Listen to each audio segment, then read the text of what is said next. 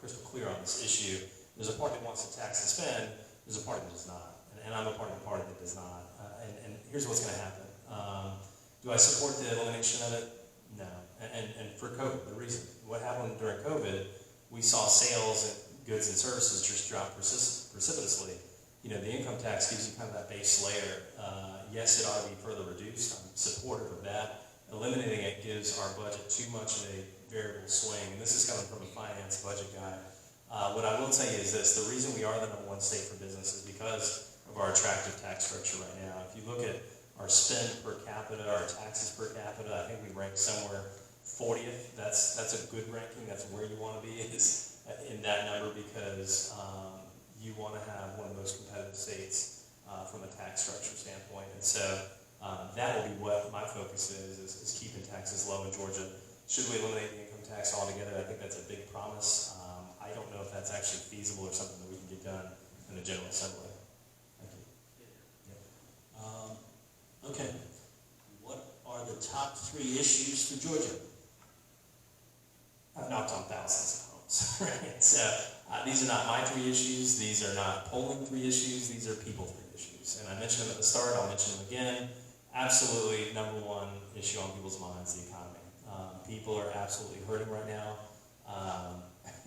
It's funny. We're sending out mailers, right? And I was opening my bank statement today, and I thought, you know what? I ought to stop sending mailers. This is the best mailer I got right here. This thing that says my account's down 30%. Why you would vote the other party, I've got no idea, because I mean it says it right there in black and white. Well, actually in red. But it's the economy. We've got to get that right. It's public safety. We've got to keep our community safe. That's why we live here. That's why we raise our kids here. And then education. We've got to return the power back from the government to you, the parent, in your child's education. Again, these are not Scott's issues. These are the people issues that I've talked to. And again, one of the biggest differences you've got, one of the choices you've got this cycle is someone who cares about those 3 issues and has the ability to do something about it. So, thank you. No. So I would agree the economy is important. I think also, though, an issue that is very, very important is personal choice.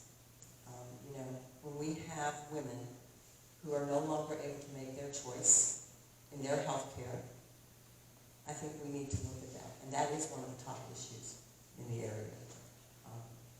You know, I have a personal story, many people do. I am the mother, as I said, I'm the mother of twin sons. Yesterday was their 41st birthday. When my sons were born, I had multiple hospitalizations. Did everything right. It was at the hospital I worked at. You know, I had the best of the best. But as I was ended up going into early delivery, early issues, because I was going into a coma and losing organs. I was going into organ shutdown. As I was being wheeled into an operating room, because I was basically in a coma, my doctor took my husband aside, and we were 26 at the time, and asked him, if I have to save your wife or your children, who do I save? My husband had 5 seconds to make a decision, and he said, save my wife. Now, I'm honest, would I have said the same thing? I don't know. But I think it's a choice, and it's a choice between the woman, her family, and her doctor. I can't imagine if my doctor would have been scared to have that conversation with my husband. We need to have our choice.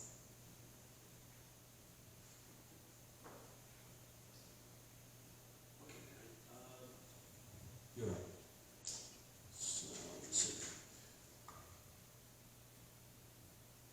Do you support the police, and what is reimagining the police mean? You know, I said the story the other day again. I grew up in a small rural town in Louisiana, and we called them peace officers. So they were just part of our communities. They were the peace officers. So I think that concept of community policing, we need to get back to in a lot of ways. I think some of the things we've done very well, the raises that we passed for the police officers, I definitely fully support them. I think we need to also look at the concept in the mental health parity bill. There was some additional training put in for police officers when they're going into situations where the person is in a mental crisis, so that they can learn better to deal with that. One of the other things, the other day, I was saying I met with the Police Benevolent Society here in the state of Georgia. And I didn't know this, maybe Scott. There are actually police officers in our state who are in such small municipalities that they don't have health insurance because the municipalities can't afford to pay for it. So I've already started a conversation with our state trooper divisions to see how can we allow those police officers where they need to buy into the state plan. So I look at opportunities like that to solve the problem that makes sense for everyone, so we can fix this.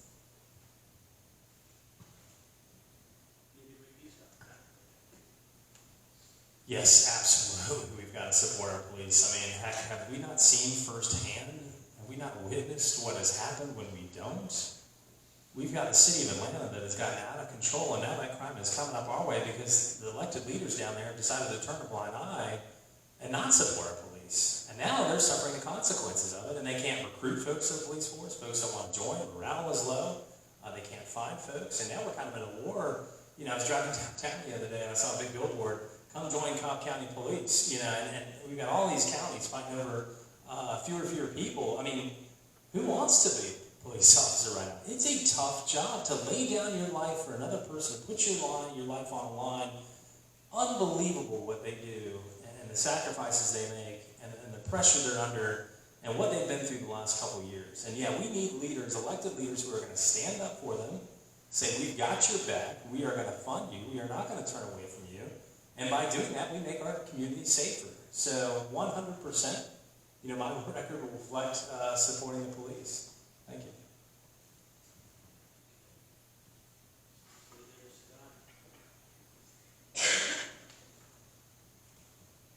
Both of you have served in the State House. Can you tell us what you expect to be different this term, and how will you adapt to the changes? I'm going to be dangerous this time. Dangerous in a good way. Yeah, Scott 2.0 down in the General Assembly is going to be a lot of fun. While I was incredibly productive and got a lot done on your behalf in the first term, now I know where the bodies are and how to get things done and what makes things tick down there. And, you know, I've experienced winning, I've experienced losing, and I'm not beholden to anybody or anything. It is friends and family who have funded our campaign, and so I'm excited to get down there and not be a freshman. You know, kind of spread my wings and get things done. And again, having worked for state government and as a legislator, I know a lot to be dangerous, and so it's going to be fun. I'm looking forward to it. No, I think I'm fine. So I think I would continue what I've done. You know, when you go in as a freshman in the minority party, what you do is you make relationships with others across the aisle. So again, even if my authored bills are not, quote unquote, passed under my name, that's not why I'm there. I'm there to get something done for the people. So when my bills are picked up, language in there, and put into other bills, that's okay. We get something done for Georgians. And that's what I will continue to do. I am known pretty much as a bipartisan person down at the state capitol, working across the aisle. You know, it took both sides of the aisle to get through this educational tax abatement for our seniors. So it took the Republicans and the Democrats. When you think about that process, who authors the bill? But then we have to get the bill through. First, you have to get it through your delegation, and the delegation of Fulton County is majority Democrat. Then we have to get it through the House, and you needed a supermajority because it was a tax abatement, so you had to get 120 votes. And trust me, this last session when we were doing redistricting, there was a little bit of contentions going on down at the State House. So to get anything done like that in a bipartisan manner, I'm very proud of that. So that's how I will continue to work on those kinds of things. Sorry, that's okay. Okay. This is like a two-part question. Who do you think you report to? And the second half, assuming it is the residents, how do you follow up on that so that residents can hold you accountable? So I do. The constituents, the residents are who I report to. That's who hired me. We have a system of call-ins, town halls. I try to be as accessible as possible to people on the streets or giving out my cell phone number. We had a lot of people come down to the state capitol when we weren't under COVID. Before that, we did a lot of work on Zoom because that's really all we could do. So those kinds of things, working with groups and just letting people know that we're accessible, that we're here for you. And what I try to say is, I never ask anyone, did you vote for me or not? I don't care. Once I am elected, I am the representative for House District 48, period. So anyone who needs anything, I try to help them from that perspective. I don't ask, who did you vote for? Did you support me? That's just not within my nature to ask that. I try to look at what do you need and how can I help get that done for you. You need to repeat, sir? Okay. Yes, I actually report to three people. Number one, it's my Heavenly Father, God. Number two, it's my wife, close second. And then number three, it's you, the constituent, and that's who I'm most passionate about, and that's who I work for. Absolutely love the work that we do down there. When I was a state rep, when I would have during session coffee with Scott, and that was every 2 weeks, Saturday, set time, you would be able to meet with me. I think as being your representative, one of the best and easiest and most effective things I can do is make myself accessible to you. One of the things as I was kind of preparing for the race that I was most concerned about was I've got a Facebook page, my opponent, and kind of perusing some of the activity, and I saw very little scheduling prior to campaign season of any kind of town hall or ability to meet with your representative. And I think that's got to be absolutely paramount to the job. If it's not weekly, monthly, something, even while you're out of session. I love those activities. The most fun I've had while I was down there is bringing the Boy Scout troops and anybody gets an Eagle Scout award, recognizing them. But it's being out about, visible in the community, and not having people say, I've never heard of, people know you. You're out there. They meet you at the grocery store, the festival, you've got to be seen and known out in the community and be accessible to the folks that you work for.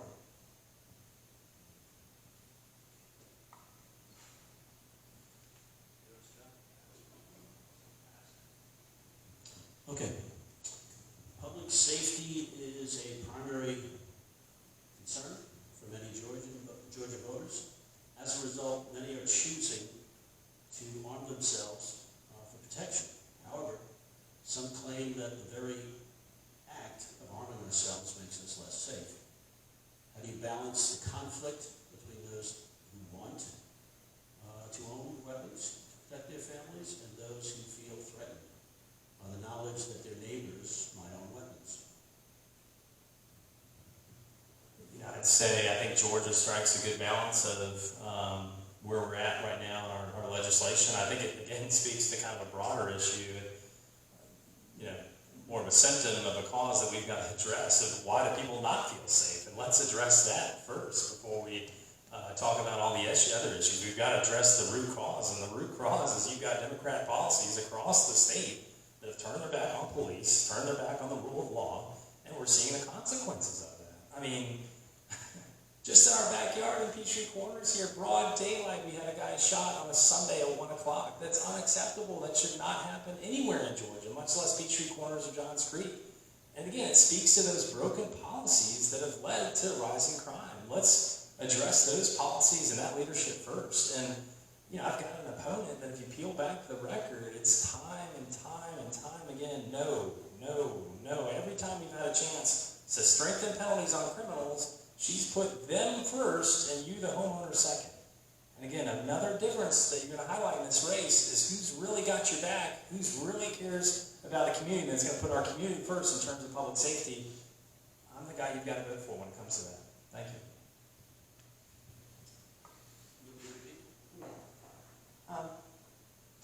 So I would say a couple of things to that. I'm not against gun ownership. We have 5 guns in our home. My husband is a long-term hunter. What's interesting to me, though, is we do, in my opinion, we need some common sense safe gun laws. Things such as, if you buy a gun, you're not automatically, do you know how to use it? why aren't we requiring the same thing, kind of, go and learn how to use the gun, learn how to clean the gun. Too many accidents occur from people who don't know how to manage their guns. I think we should go back to licenses to carry. We know in 2021, over 5,000 licenses were denied to criminals and to people with mental health issues. That's no longer the case. They can just go and get that gun and carry that gun. And I don't think we should have that. I think I do support the police. I've always supported the police. As I said, you know, when people say I don't support the police, some of the things that I did vote against had to do with local control. Because I think when we're talking about your police force, that is something your city, your mayor, and your council are the ones that you control, not the state. So I would always support local control for those kinds of issues where appropriate, that the cities get to determine those things, not the state. The state shouldn't be in that because you've elected your mayor, you've elected your city council members, and they're the ones closest to you and understand what's going on more in your city than those of us that are in the legislature, in my opinion. Okay, Mary. Do you support individual freedoms, such as medical freedoms, mask mandate, vaccine mandate, photo ID? So I support individual freedoms. You know, I think when we talk about mask mandates, vaccine mandates, we need to be careful. When we talk about infectious, contagious diseases, we all have to pull together. With my medical background, my daughter-in-law also is a physician assistant. She worked for 2.5 years in COVID ICU units at Emory. She was intubated, she was putting ventilators on people, she was watching people die. This was a pandemic of unknown proportion. So everyone was trying to catch up and try to figure out what we could do about it when we talk about that. So individual freedom, as long as you're not harming the other person, is my opinion. So we do know, you know, were the masks perfect? No. Did it reduce some? I think it did. We learned along the way that the cloth masks weren't the best. We go back to the surgical mask. I find it funny, my healthcare career for 40 years, I wore a surgical mask for 8 to 12 hours a day. That's what we have to do, because if you go into an operating room, you don't want your doctor and others not to have on those masks to spread the germs. That's what we know happens. So I think we have to balance that as far as when we talk individual freedoms, but hurting others and spreading a contagious disease.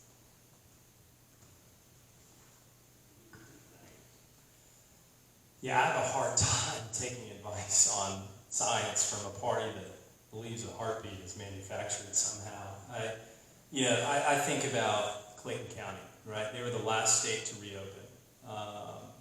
They have some of the worst reading scores right now because of backward policies that force kids to wear masks and to miss school. And what happened the last 2 years to our kids is absolutely tragic and should never happen again. And you, the parent, not the government, ought to be able to decide whether my kid goes to school with a mask on or a mask off. And again, I can point to records here. The thing that was most egregious to me was the vote on, I think all of us have been to a business and you've seen the sign, like you can't sue us if you get COVID here. I mean, that literally saved small business. Could you imagine if during COVID, everyone who went and said, oh, I got COVID at the local Walmart, and then sues Walmart? I mean, it would be an absolute mess. You'd have businesses fleeing our state. Well, that was something my opponent voted against. I mean, that was such a common sense legislation that, I mean, we see it all over the place now. And so, absolutely, we're grown adults. We need freedom. Make your own choice. I mean, it goes back to what I said earlier. Bigger government, smaller the citizen. I want you to be a bigger citizen. I trust in you. I trust in you a lot more than I do a big government. Thank you. I'm not Okay, Scott. The country is facing inflation and a recession. What can you do at the state level to help Georgians through these uncertain economic times? Yeah, I mean, again, I'll paint a picture, right? So, 2 years, we've gone through COVID, we've come out. Look at the states that are winners and the states that are losers right now. Georgia, we are a winner. We have got $6 billion in our state coffers, while other states, California, Illinois, are suffering. They would love to have the first world problems we do. We've got more companies moving here, more jobs being created. It's been fantastic. Folks are absolutely suffering from inflation.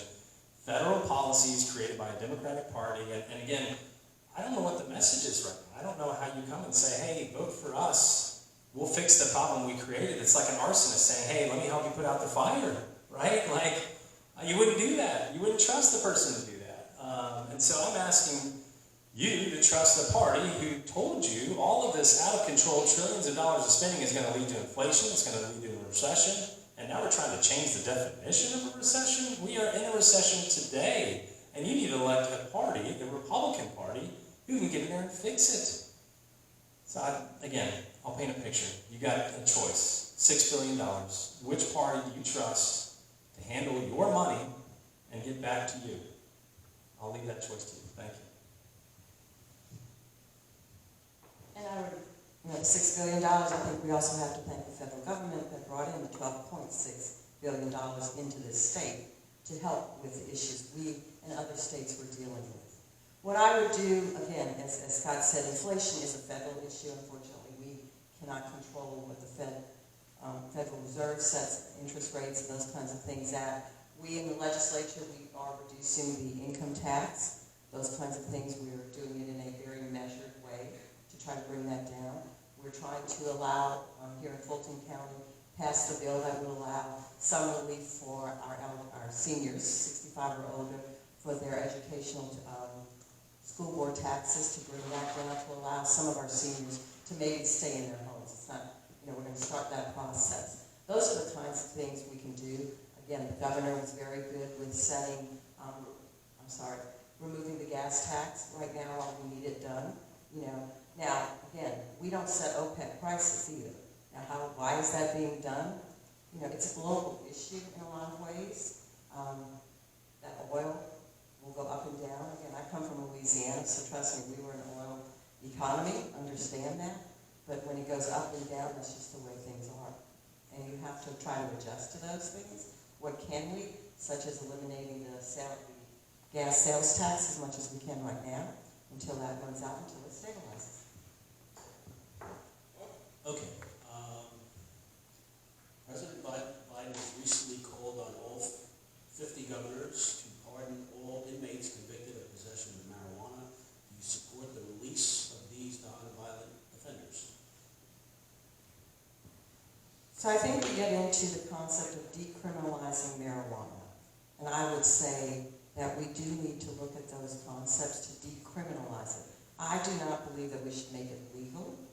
I believe that we do need to decriminalize it. When we talk about the school to prison pipeline, so many of our residents, unfortunately, is because they have such a, they're caught with a very small amount of marijuana, and depending on where you are, you end up in prison, versus other people get great lawyers and they don't go to prison for those kinds of things. So nonviolent, very small amount, no one who was dealing would I ever release, but I would consider it, yes.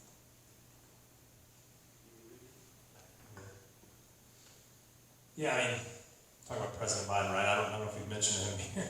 Maybe we've mentioned the policies, but 2020, my opponent was endorsed by Biden. I don't think the endorsement's come in yet again this year. She probably doesn't want it, but I would tell you, if you like his policies, she may be your pick. If you think Biden's policies are working, she may be your pick. If you think his policies are broken and leading to a lot of trouble in our country, I may be your pick. Here's the thing, with marijuana, decriminalizing, that announcement came out, and it's funny, when you peel it back, the announcement made a big splash. It actually impacts a very, very, very, very small number of people, and the thousands nationwide. We've got so many other issues facing our country right now. Why are we prioritizing people, criminal, I don't know. In the list of things that Biden has to deal with right now, the list of issues that the Democrat Party has to deal with in our country, the fact that letting folks get out, I don't know, it's beyond me. I can't explain it. I don't know. We've mentioned, again, economy. public safety, education. If you made me president for a day, those are the three things I would be laser focused on. I would not be focusing on policies that, you know, are weak on crime, essentially. Thank you.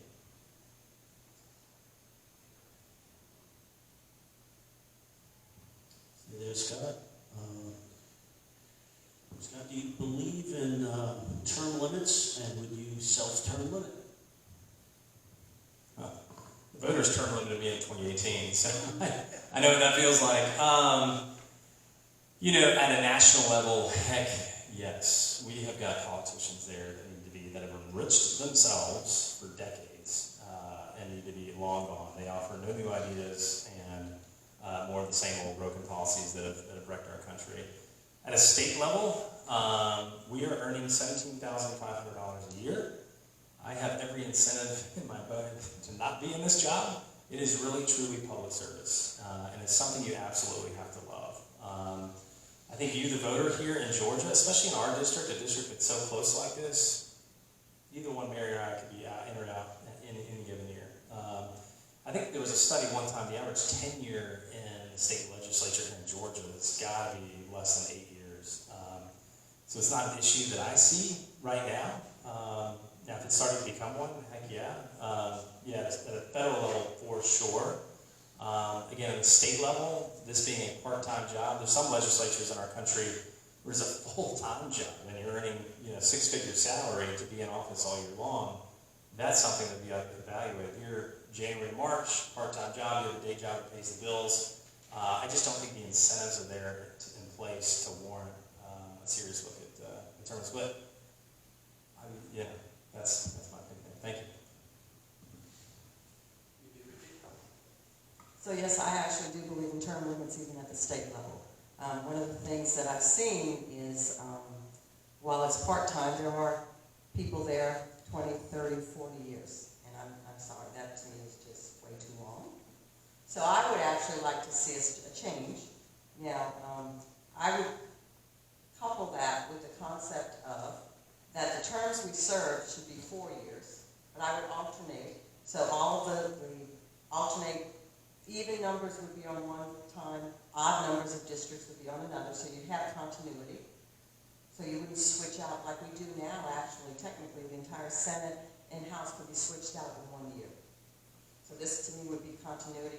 And I do think there should be a number of times you could serve. I'm probably thinking around maximum of 3 terms, so that would be 12 years, but I would have to look at that and talk with Legislative Council.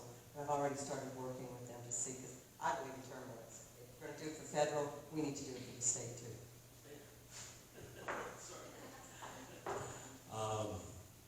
Okay. Do you think that our voting system is secure? I think our Secretary of State has said that we had the most secure election in 2020. When we talk about things that, you know, recounts and slight and irregularities, I'm not a voting expert. When they were bringing in the Dominion machines to have us test them down at the state capitol, I'm one of those, what I did in healthcare systems, I went in to break systems, IT systems in the healthcare. So I went in there thinking, I'm going to break this thing, I can make it not work. Well, it was pretty secure. Now we have seen, unfortunately, when you have bad actors, such as in Coffee County, when someone allows someone in to take information off of those machines illegally, that's something that is not so much that it is an insecure election. So I think it's been certified, it's been verified, it's been recounted. I think we do have a secure system. Yeah, I think we have a secure system now. I applaud the changes that the legislature and the governor made to further secure our system while giving voters confidence, but also making it easier to vote. Despite everything Stacey Abrams wants you to believe, there were more people that came out to vote. We broke records in the primary of voters, minority voters. So do not go away believing this lie from the original election denier herself. I still don't believe Stacey Abrams has conceded her 2018 race. And so there's been a lot of sowing of distrust and division from When the Democrat Party here in Georgia around our elections, the Conservative, the Republican Party has taken action. We've given people confidence in our system.